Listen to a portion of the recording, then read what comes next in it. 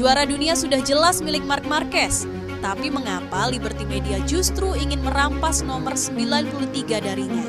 Mereka memaksa juara dunia memakai nomor 1, seolah-olah tradisi lebih penting daripada identitas pribadi.